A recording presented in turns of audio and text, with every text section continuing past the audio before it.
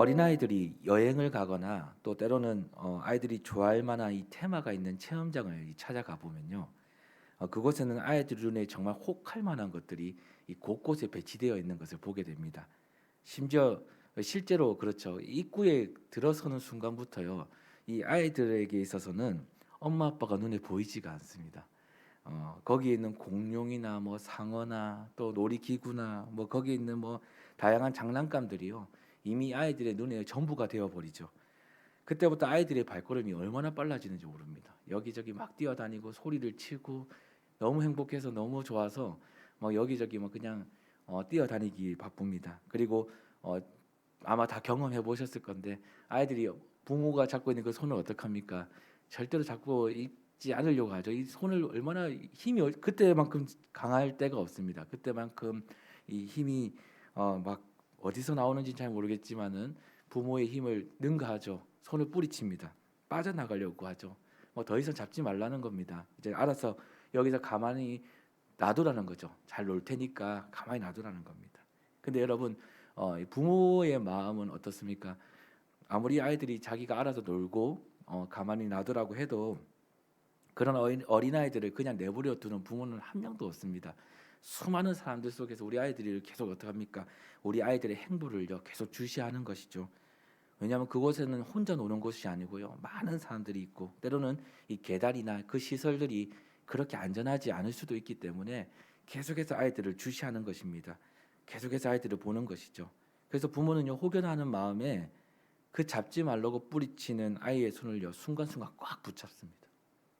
그리고 어떡합니까? 때론 다른 데 또 불러가서 또 좀 지나쳤을 때는 혼을 내기도 하죠.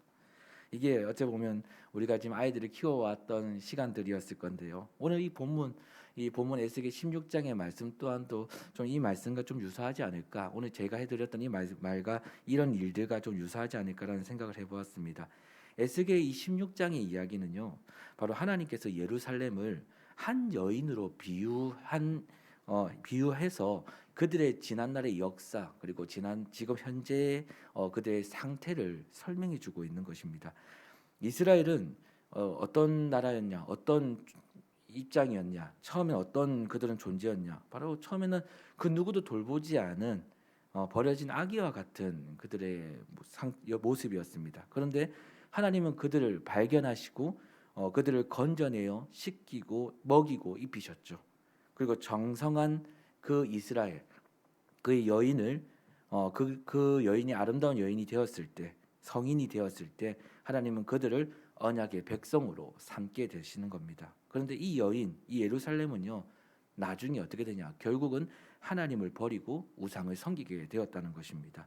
마치 부모의 손을 뿌리치고요, 자신의 눈을 혹하게 만든 것을 향해서 뛰어간 아이처럼 하나님의 사랑을 뿌리치고 다른 것에 자신의 마음을 쏟아버렸다는 것이죠. 이것을 바로 배신 즉 다른 말로는 영적 간음이라고 말합니다. 그런데 하나님은 이 배신을요 그냥 내버려 두고 계신 분이 아니시었다는 것이죠. 그냥 그것을 지켜만 보고 계셨던 분이 아니라는 것입니다. 35절부터는요 하나님은 이 배신, 이 영적 간음을 향해서 하나님은 이 질투를 선포하시는데요. 이 질투의 심판을 선포하셨는데 우리가 생각하는 이 질투, 하나님의 질투와는 많은 차이가 있다는 것을 알게 됩니다. 우리가 생각하는 질투는 이런 것이죠. 미움이나 시기, 때로는 상대방이 가진 것에 대한 부러움, 이런 마음들로부터 시작되어 나타난 것이 우리가 생각하는 질투인데 하나님의 질투는요. 그 시작이 다릅니다. 무엇이냐면 바로 사랑에서 시작되는 질투라는 것이죠. 그러니까 거룩한 질투입니다. 우리를 사랑하기 때문에 우리를 계속해서 그 길로 계속 가면 안 된다는 것을 아시기 때문에 우리를 그 순간 꽉 잡으시면서 멈추게 하시는 거죠. 바로 하나님의 질투는 어린아이의 손을 꽉 붙잡는 부모와 같이 위험한 순간에 우리를 멈추게 하는 사랑을 말합니다. 위험한 순간에 우리를 멈추게 하는 사랑이죠. 하나님은 예루살렘이 더 깊이 타락의 길로 가지 않도록 그들의 행보를 멈추게 하십니다. 그 방법이 바로 무엇이냐? 심판이라는 것이죠. 더 깊이 타락의 길로 가지 않도록, 더 깊이 하나님을 떠나지 않도록, 더 멀리 가지 않도록 그들을 심판하셔서 그들을 그 자리에 멈추게 하시는 것. 그러니까 이 심판은 여러분 단순한 벌이 아니라 바로 방향을 틀게 만드는, 다시 온전한 길로 갈 수 있게 만드는 은혜의 장치라는 것입니다. 하나님의 입장에서는 그렇다는 것이죠. 하나님은 우리를 지키시기 위해서라도 때로는요 우리의 자유 의지를요 제한하실 때가 있습니다. 우리가 원하는 길이 아니라 하나님이 원하시는 길로 돌려놓으실 때가 있다는 것입니다. 그 예가 뭐냐? 바로 44절 이하를 보면요. 하나님은 이 소돔의 죄를 설명하시는데, 사람들은 소돔의 죄를 우리는 음란의 죄로 인해서 그들이 멸망당했다라고만 우리는 이해할 때가 있습니다. 근데 하나님 오늘 본문에서 이렇게 말씀하시죠. 그들의 죄가 무엇이었냐? 그들은 교만과 배부름과 가난한 자를 돕지 않는 것이었다라고 이야기하고 있습니다. 이 말씀은 한마디로 여러분 이거예요. 소돔은 하나님 없이도 잘 살 것이라고 생각하는 자기 만족, 그리고 하나님께 대한 영적인 무관심에 비롯된 그들의 어떤 신앙의 생활, 그 때문에 오늘 이 일이 그들의 삶에 일어났다라는 것이죠. 그런데 하나님은 오늘 예루살렘이 이 소돔보다 더 큰 죄를 지었다라고 52절 말씀에 말씀하고 계십니다. 하나님이 이렇게 말씀하신 이유는 예루살렘은 다른 어떤 나라보다, 그리고 다른 어떤 사람들보다 하나님의 사랑과 은혜를 가장 많이 받았던 나라였기 때문에 그렇습니다. 여러분, 하나님의 사랑과 은혜를 많이 받은 만큼요 우리에게 따라오는 것이 무엇이 있냐면 바로 거기에 따라오는 책임과, 때로는 반대로요 그 배신의 무게도요 굉장히 크다라는 것이죠. 사랑하는 여러분, 오늘 이 말씀을 저는 묵상하면서 오늘의 이 이야기가 단지 과거 예루살렘인 이스라엘의 이야기만이 아니라고 생각하게 되었습니다. 이 부족한 중에 말씀을 전하는 저의 이야기, 그리고 오늘 우리의 이야기가 아닌가라는 생각을 해보게 됩니다. 우리는 모두 다 하나님의 은혜로 여기까지 왔죠. 하나님의 그 부모와 같은 사랑으로 오늘 여기까지 왔습니다. 그런데 우리는 어떻습니까? 점점 시간이 갈수록 우리의 마음은요 점점 시간이 지날수록 조금씩 하나님이 아닌 다른 것에 내 마음이 기울어질 때가 있습니다. 내 삶이 기울어질 때가 있는 것이죠. 때로는 돈에요, 때로는 사람들의 인정에, 때로는 세상의 여러 방식들 안에서 그것이 하나님보다 먼저일 때가 있는 것입니다. 그럴 때마다 우리의 부모이신 하나님은요 우리의 발걸음을요 때로는 멈추게 하실 때가 있다는 것이죠.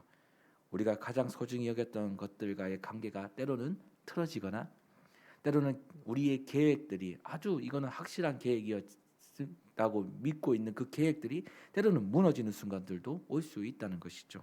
그때 우리는 왜 하나님은 나를 이렇게 힘들게 하시나, 왜 하나님은 나를 이렇게 어렵게 하시나 이렇게 생각하고 말할 때가 있지만, 돌아보면 어떻습니까? 돌아보면요 사실은 그것은 하나님이 우리를 진짜 살려주시려고, 우리를 살리려고, 정말 붙잡으려고, 그리고 우리를 온전한 길로 다시 틀게 만드시려고 하신 그 하나님이 우리를 그렇게 멈추게 만드셨던 사랑의 손이었음을 우린 나중에 알게 된다는 것입니다. 하나님의 질투의 손이 우리의 삶에 없다면 여러분, 우리의 삶은요 날마다 더 큰 위험에 빠질 수 있는 아주 그런 경우들이 많이 있을 것입니다. 근데 하나님의 그 질투는 미움이 아니라 사랑으로 시작된 이 질투의 손길이 우리의 연약한 삶을 어떻게 하냐면요 우리의 삶을 지키시고 계신다는 겁니다. 우리가 때로는 거부할 때가 있지만 그분의 그 손이, 그 능하신 손이, 그 질투의 손이 때로는 우리의 삶을 온전한 길로 인도하는 그런 은혜가 된다는 것입니다. 오늘 이 사실을요 우리가 기억하는 하루가 되었으면 좋겠습니다.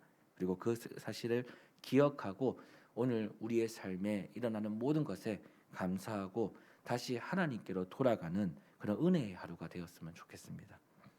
하나님의 질투의 심판은 다른 것이 아니라 바로 우리를 살리는 사랑입니다. 오늘 그 사랑을 놓지 말고요 꼭 붙잡고 다시 주님의 품으로 돌아오는 복된 하루가 되시기를 간절히 소망합니다. 기도하겠습니다.